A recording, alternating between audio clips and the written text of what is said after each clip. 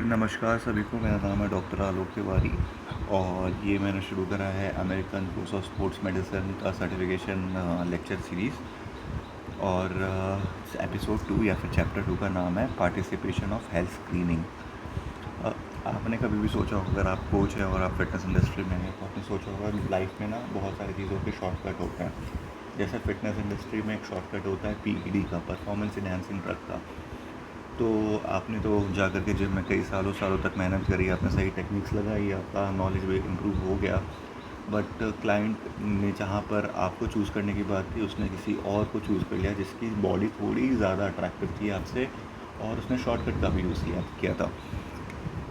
तो ऐसे टाइम पर आपको दुख तो होगा, मगर स्टिल अभी आपको पता होना चाहिए क्लाइंट्स आर ऑल्सो स्मार्ट। उन्हें भी पता है कि कौन सी नेचुरल बॉडी है और कौन सी नहीं है।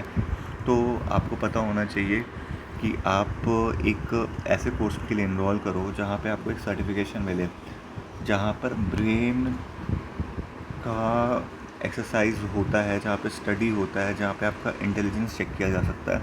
उसे आजकल क्लाइंट देखना चाहता है। क्लाइंट को भी मालूम है कि बहुत सारे शॉर्टकट हैं लाइफ में बॉडी बनाने के लिए, लेकिन ब्रेन को स्मार्ट करने के लिए अभी तक तो फ़िलहाल कुछ नहीं आया है। हाँ, नियर फ्यूचर में आ जाएगा न्यूरालिंक, और जिस हिसाब से एआई आगे बढ़ रहा है तो धीरे धीरे आ जाएगा। But still for the timing हम लोग को एक सर्टिफिकेशन लेक्चर सीरीज़ आनी ही चाहिए। तो शुरू करते हैं बिना किसी डीले के। Screening is the first step before prescribing exercise. आपको मैंने पहले भी बताया था कि बहुत सारे जो क्लाइंट्स होते हैं, सारे क्लाइंट्स तो डिफरेंट ही होते हैं। कोई दो क्लाइंट आपको एक जैसा मिल जाए, इसकी पॉसिबिलिटी तो मेडिकल साइंस भी नहीं बताता। तो आपको पता होना चाहिए कि सारे क्लाइंट्स अलग हैं, तो आपको सबकी स्क्रीनिंग ज़रूर करनी पड़ेगी। कैसे कैसे क्या क्या स्क्रीनिंग होगी, क्या क्या गाइडलाइंस है, मैं आपको सारा इस वीडियो में क्लियर कर दूँगा। It helps to ensure of the client safety, especially for those who with hidden or asymptomatic conditions. Of course, मैंने बताया था HOCM है लास्ट लेक्चर से, वुल्फ पार्किंसन वाइट सिंड्रोम है। और ACSM की गाइडलाइंस, जो अपडेटेड गाइडलाइंस होते हैं, वो स्क्रीनिंग को ईजियर बनाते हैं, थोड़ा सा और लॉजिकल बनाते हैं और क्लाइंट फ्रेंडली बनाते हैं। तो हमें स्क्रीन करने की ज़रूरत क्या है? तो सडन कार्डियक इवेंट्स जो हो सकते हैं और कॉम्प्लिकेशंस हो सकते हैं, उनसे हमको पता लगाना पड़ेगा। मैंने हमेशा बार बार रिपीटेडली मेंशन कर दिया, Wolff Parkinson White syndrome, heart blocks वाले कंडीशन, और कौन से कंडीशन मैंने आपको बताया, HOCM वाले, हाइपरट्रॉफिक ऑब्स्ट्रक्टिव कार्डियोमायोपैथी। जिनको भी नहीं पता है वो पहला वाला लेक्चर देख सकते हैं, एपिसोड 1 देख सकते हैं, वहाँ पे मैंने मेंशन किया हुआ है। Decide who needs medical clearance before starting. तो किसको भी मेडिकल क्लियरेंस चाहिए होती है। अगर आप कोई एस्थमा का पेशेंट है तो आप उसको शुरुआत से ही पहले स्क्रीनिंग करके रखोगे। आप उसका लंग्स पायरोमीटर का टेस्ट करा के रखोगे। FEV1 का जो फोर्स एक्सपिरेटरी वॉल्यूम और फंक्शनल वाइटल कैपेसिटी का एक रेशियो होता है, तो इसका जो वैल्यू होगा 0.7 से ज़्यादा होना चाहिए। अगर नहीं है तो फिर क्लाइंट को आप एज़मा बता रहे हो, और एज़मा होने से उसको आप बहुत सारी एक्सरसाइजेज जो होंगी आप उसको वर्जित कर देते हो, आप उसको प्रोहिबिट कर देते हो, बोलते हो कि वो ये एक्सरसाइजेज नहीं करनी है क्योंकि आपको एज़मा है। मैं लिख देता हूँ यहाँ पे फुल फॉर्म। यहाँ पे मैंने फुल फॉर्म लिख दिया हुआ है सारे पैरामीटर्स का। काइंडली आप मुझे व्हाट्सएप पे भी संपर्क कर सकते हैं। व्हाट्सएप पे आप जैसे ही मुझे मैसेज करेंगे, आपको मैं ये वाला PDF भेज दूँगा, और आप मुझे मेल भी कर सकते हैं, और इस नंबर पे आप मुझे व्हाट्सएप भी कर सकते हैं। अगर आपने व्हाट्सएप किया तो मैं आपको ये PDF भेज दूँगा, और PDF भेजने के बाद आप PDF को प्रिंट करा करके उसके ऊपर जैसे जैसे मैं लिख रहा हूँ वैसे वैसे आप अपने कोर्स की तैयारी कर सकते हैं। Ensure the safety of moderate and to vigorous activity. Safety का भी ख्याल रखना पड़ता है, क्योंकि स्क्रीनिंग में हम लोग सेफ्टी को ही तो चेक कर रहे होते हैं। Match the exercise plan with the clients health profile. जो भी एक्सरसाइज प्लान है हर एक क्लाइंट के हेल्थ प्रोफाइल से अलग होता है, इसलिए हम डॉक्टर्स भी बीच में बहुत बार इंटरवीन कर रहे होते हैं एक्सरसाइजेस के बीच में, और एक्सरसाइज को मॉडिफाई करवाते हैं। अगर आपको लगता है कि आप कुछ एक्सरसाइजेस ऐसी हैं जो कि आपको पहले किसी डॉक्टर को कंसल्ट करवा लेना चाहिए, तो आप उसे प्रेस्क्राइब कर सकते हैं, या फिर पेशेंट को बता सकते हैं कि आप पहले डॉक्टर को लेकर के आप दिखवा लीजिए। जैसे किसी को रोटेटर कफ इंजरी है, एग्जाम्पल के तौर पे बोल रहा हूँ, रोटेटर कफ इंजरी है, या फिर फ्रोज़न शोल्डर है, शोल्डर में प्रॉब्लम है, तो आप उसे शोल्डर की एक्सरसाइजेस करवाने से पहले, शोल्डर की मोबिलिटी चेक करने से पहले किसी भी डॉक्टर के पास जा कर के उसका बेसलाइन इन्वेस्टिगेशंस कराएंगे, एक्सरे करवाएंगे, एमआरआई कराएंगे, जो भी चीज़ें होंगी, कैल्सिफिकेशन का स्कोर होता है वो पता करना पड़ता है, वो मेडिकल का डोमेन है। मगर आपका काम एज अ ट्रेनर ये है कि आप सेफ़ रहे, आप पे कोई आप क्लाइंट आपको सू ना कर दे या फिर आपका मार्केट में नाम ना ख़राब हो जाए, तो आपको ये चीज़ें प्रिस्क्राइब पहले से कर देनी पड़ती हैं कि भैया आप पहले डॉक्टर को दिखा लीजिए, तब जा करके मैं आपकी शोल्डर की एक्सरसाइजेस को बिगिन कर दूंगा, अगर डॉक्टर की तरफ से मुझे एक ग्रीन सिग्नल चाहिए होगा। ACSM के जो न्यू स्क्रीनिंग मॉडल हैं उसमें 3 कोर क्वेश्चंस आते हैं, ये वाला चीज़ अब इंपॉर्टेंट हो जाता है, यहाँ से क्वेश्चन पूछे जाते हैं आपके डिग्री कोर्सेज़ के लिए। 3 कोर क्वेश्चंस क्या आते हैं ये हमें देखना है। तो क्या 3 कोर क्वेश्चंस है? पहला, the client is currently exercising regularly, हमेशा वो रेगुलरली एक्सरसाइज कर रहा है कि नहीं। दूसरा, do they have any diagnose condition, यानी कि कार्डियक कोई कंडीशन है, मेटाबॉलिक कंडीशन कोई है, या फिर रीनल कंडीशन है कि नहीं। देखिए बहुत सारे सप्लीमेंट्स होते हैं, आपको मालूम है, क्रिएटिन की बात कर सकते हैं, तो रीनल कंडीशन को हमने देखना चेक करना बहुत इंपॉर्टेंट होता है। प्लस डिहाइड्रेशन वगैरह भी, जो India is a warm country right, और जो भी मेरे क्लाइंट्स जो भी मतलब इस वीडियो को सुन रहे हैं वो दुबई भी जाना चाहते हैं, दुबई में भी मतलब बहुत बार डिहाइड्रेशन के कुछ कुछ केसेस आते हैं, हावेवर इंडिया में ज़्यादा आते हैं। तो रीनल का, यूरिया और क्रिएटिनिन का एक ब्लड वैल्यू चेक करना इंपॉर्टेंट होता है। कार्डियक कंडीशंस के बारे में मैंने बार बार बता दिया, heart block, Wolff, Parkinson, White, और एक क्या बताया मैंने, कौन बता सकता है? बताइए बताइए, कमेंट करके बोलिए आप। HOCM, हाइपरट्रॉपिक obstructive cardiomyopathy. मेटाबॉलिक का बात मैं हाँ बात करूँगा, तो अगर किसी को थायराइड की प्रॉब्लम है, किसी को फैटी लिवर है, उस मोस्ट कॉमन किसी को डायबिटीज़ मेलाइटस है, किसी को ब्लड प्रेशर की प्रॉब्लम है, हाइपरटेंशन है, तो ये सारे कंडीशन में भी आपको ये सारे आप पूछताछ कर लेना चाहिए। Do they show any major symptoms, कोई ऐसा मेजर सिम्टम्स वो दिखा रहे हैं क्या? जैसे कि अगर किसी का हाइपोथायरॉयडिज्म है, तो हो सकता है कि उसको सोने में प्रॉब्लम हो रही हो, या फिर अचानक से उसका वेट गेन बहुत ज़्यादा हो गया हो।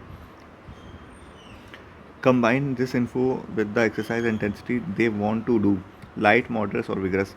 पहला बात, आपको ये सारे जो इन्फॉर्मेशन यहाँ से यहाँ तक आपकी मिली हुई है, ये सारे इन्फॉर्मेशन को आपको कंबाइन करना है, और तब जा कर के आपको उनको इनकी एक्सरसाइज की इंटेंसिटी को सेट करना है। Coming to the next point, that is client की कैटेगरीज़ क्या क्या होती हैं।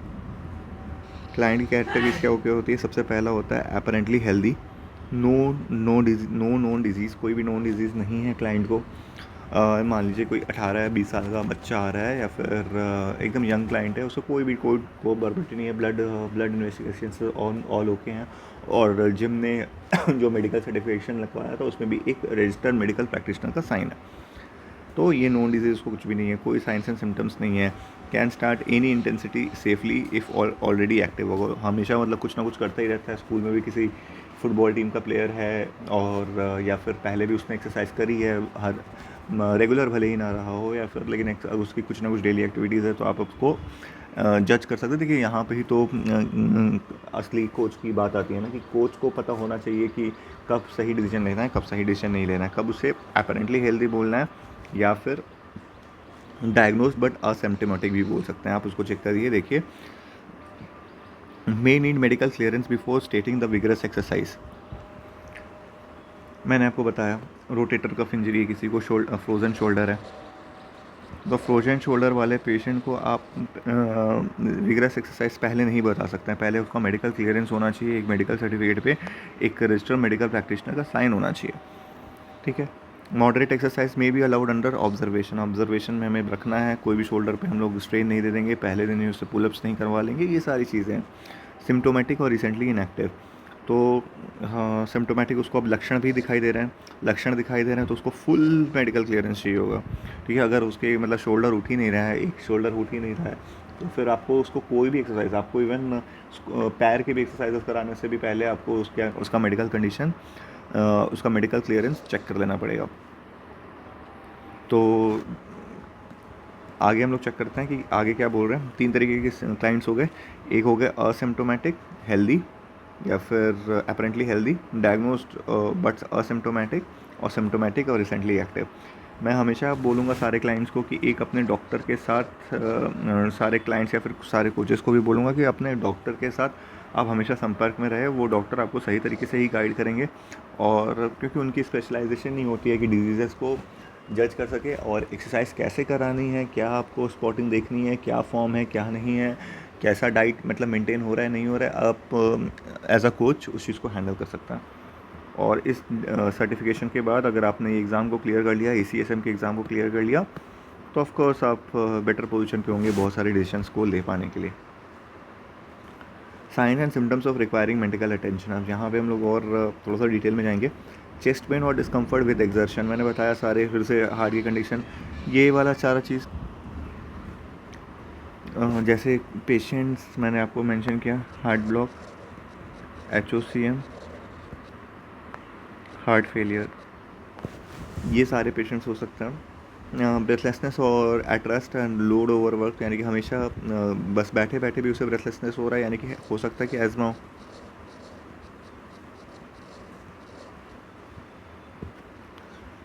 या फिर थोड़ा सा भी एक सीढ़ी भी चढ़ जा रहा है क्लाइंट, तो उसको सांस उसकी घुटने लग रही है, सांस ब्रेथलेसनेस होने लग रहा है। डिजीनेस, फेंटिंग और ब्लैकआउट्स, उसने मतलब आपने देखा कि क्लाइंट को आपने सपोर्ट दिया हुआ था बेंच प्रेस के लिए, और जैसे ही वो ऊपर लेकर के अपने वज़न को गया, उसको डिजीनेस होने लगा। बहुत सारे HOCM के पेशेंट में भी आप देखेंगे जैसे वो स्क्वाटिंग करते हैं तो उनको डिजीनेस और ज़्यादा होने लगती है। स्क्वाटिंग करते के बाद जैसे वो उठते हैं, खड़े होते हैं, उनको डिजीनेस होने लगता है और वेट उनका गिरने लग जाता है। तो यहाँ पर कोई अगर केस करेगा तो जिम ओनर्स नहीं करेंगे, जिम ओनर्स का तो कुछ भी नहीं जाता है, वो सीधा आप पे ही क्लाइंट जो होगा वो केस कर सकता है, सू कर सकता है। बहुत सारे ऐसे कंट्रीज़ हैं जहाँ पे ये प्रावधान है, आपको वो हाईली पे करते हैं, क्लाइंट्स आपको हाईली पे करते हैं, मगर this comes at a cost, जो कि है रिस्पॉन्सिबिलिटी। एंकल स्वेलिंग है, अगर एंकल स्वेलिंग है तो बायलैटरल मतलब दोनों तरफ के एंकल जो है स्वेलिंग हो रही है एंकल में, तो ऐसा हम लोग मान सकते हैं कि इसको लेफ़्ट हार्ट का फेलियर हो, या फिर किडनी की कोई प्रॉब्लम चल रही हो, तो एंकल स्वेलिंग भी आपको चेक कर लेना पड़ेगा। या फिर कोई दवाई खाता हो, ब्लड प्रेशर की दवाई खाई जो सबसे कॉमनली प्रेस्क्राइब होती है एम्लोडिपिन, उससे भी एंकल स्वेलिंग होती है। पैल्पिटेशंस और इरेगुलर हार्ट बीट, अरिदमिया, आपने वो मूवी देखी होगी जर्सी, जिसमें शाहिद कपूर को अरिदमिया डिटेक्ट होता है। हाउएवर अरिदमिया बहुत प्रकार के होते हैं, तो अरिदमिया मतलब जिसमें हार्ट का रिदम इधर उधर हो जाता है, तो पता होना चाहिए कि पैल्पिटेशंस और इरेगुलर हार्ट बीट के लिए आप एक बार ECG भी उसका देख सकते हैं, या फिर आप तो शायद ECG ना इंटरप्रेट कर पाए, लेकिन अगर एक डॉक्टर का एक ECG पहले से करवाया हुआ होना चाहिए। पेन इन लेग्स विथ, और मेरे इस वीडियो को बहुत सारे डॉक्टर्स भी देख रहे हैं, तो प्लीज़ उनका एक ECG कर करके ही आपको ये सारे डॉक्यूमेंटेशन पे साइन करना चाहिए। Pain in legs with walking claudication, जैसे वो चलना शुरू कर रहा है तो उसको वॉकिंग मिल रहा है, जिसको कहते हैं हम लोग क्लाउडिकेशन, बहुत इंपॉर्टेंट है, प्लीज़ इस चीज़ को याद रखेंगे। क्लाउडिकेशन, चलने से उसका पाँव दुख रहा है।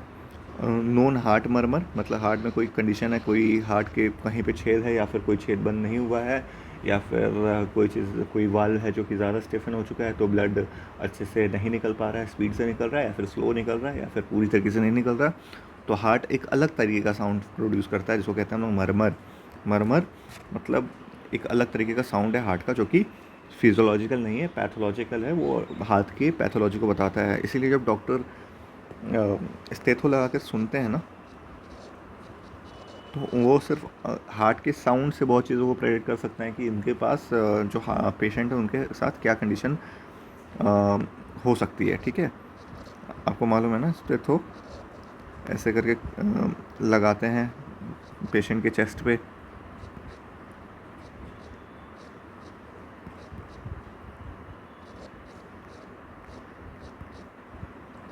तो यहाँ पे दो साउंड आते हैं, नॉर्मली दो साउंड आएंगे, S1 S2, the first sound, second sound, लब डब। इसके अलावा कोई भी साउंड आ रहा है तो वो कहलाएगा मरमर, MUR। Sudden fatigue during usual activity. और अब इसके बाद हमारे पास क्या क्या आते हैं, एसेंशियल स्क्रीनिंग टूल्स भी आते हैं, वो क्या क्या है मैं बता देता हूँ। सबसे पहला है PAR Q+, PARQ क्लास का फुल फॉर्म मैंने लास्ट क्लास में बताया था, physical activity readiness, READ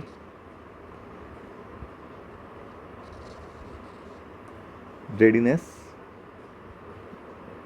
question है, CCMQ का मतलब हो जाएगा क्वेश्चन मैर। इससे एक सेल्फ असेसमेंट मिल जाता है फॉर जनरल पॉपुलेशन। अगर उसमें कुछ भी रेड फ्लैग आता है, कोई भी इशू आता है, तो हम लोग करते हैं ई पार मेड एक्स प्लस। ई पार मेड एक्स प्लस का फुल फॉर्म क्या होता है? ई फॉर, आपको मालूम है ईमेल में ई का मतलब क्या होता है? इलेक्ट्रॉनिक। ई पार मेड में भी ई का मतलब है इलेक्ट्रॉनिक फिजिकल एक्टिविटी। PAR है ना, PAR तो सेम हो जाएगा, फिजिकल एक्टिविटी रेडीनेस, ठीक है। MED एक्स का मतलब हो जाता है medical examination. Health history form, detailed clinical lifestyle record हम लोग कर सकते हैं। Clinical reasoning behind the screening, हम लोग को क्लिनिकल रीजनिंग क्या दे सकते हैं डॉक्टर का, मतलब पॉइंट ऑफ व्यू से ये क्यों स्क्रीनिंग करना चाहिए? क्योंकि फिजिकल एक्टिविटी आप इंकरेज कर रहे हैं वाइल मिनिमाइजिंग रिस्क। बहुत सारे पेशेंट्स ऐसे होते हैं, अब उनको लगता है कि उनका बुढ़ापा आ चुका है, उनको फैटी लिवर हो चुका है, तो वो कुछ भी नहीं कर सकते, या फिर क्लॉडिकेशन है तो कुछ भी नहीं कर सकते, फ्रोजन शोल्डर, तो वो सोच रहे हैं कि अब उनकी को ऐसे ही जीना पड़ेगा। ऐसा बात नहीं है, रिस्क को मिनिमाइज़ करते हुए हम लोग फिजिकल एक्टिविटी उनकी बढ़ा सकते हैं। Avoid over referral in healthy individuals, or helps identify clients needing extra precautions, supports informed programming for high risk clients।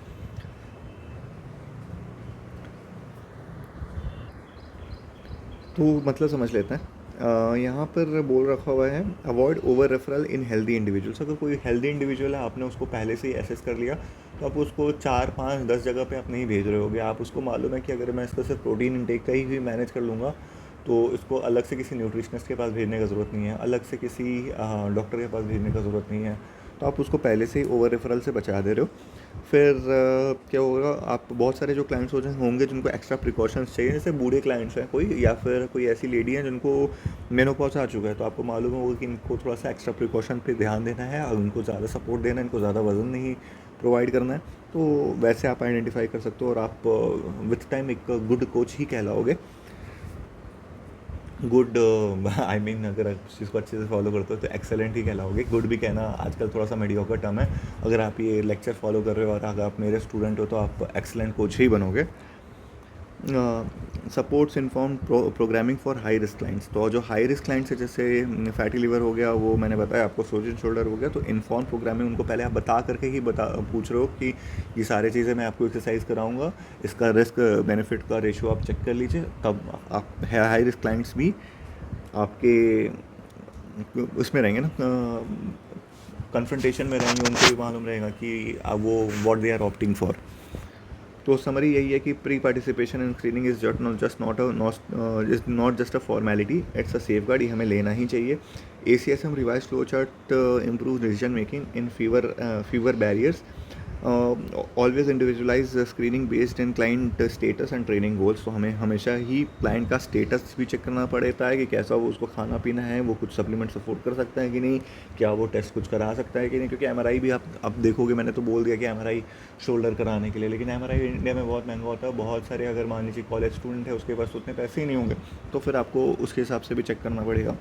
फिर ट्रेनिंग गोल्स, उसको वेट लूज़ करना है, वेट गेन करना है, बॉडी रिकम्पोजिशन करनी है, या फिर वो जस्ट रिक्रिएशनली आ रहा है, आपको सारी चीज़ों को समझना पड़ेगा। आप जो कोच होंगे, आपको ऑल इन जाना पड़ेगा अपने क्लाइंट्स के लिए, उनकी लॉयल्टी आपको गेन करनी पड़ेगी, और साथ ही साथ में उनको अपने नॉलेज के साथ इम्प्रेस कर लेना होगा, तभी आप एक बेटर एक्सेलेंट कोच कहलाएंगे।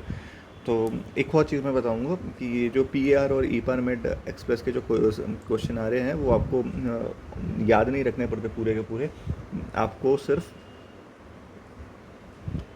ये वर्ड याद रखना है, इसके अंदर के क्या क्वेश्चन आते हैं वो सारे याद नहीं रखने पड़ते हैं। वो रेडीमेड फॉर्म होता है, वो आप भरवा सकते हैं। सारे जो अच्छे नेशनल जिम के लेवल्स हैं तो वो ये सारे फॉर्म को रखते हैं। तो इसी के साथ मैं सेकंड एपिसोड को ख़त्म करता हूँ।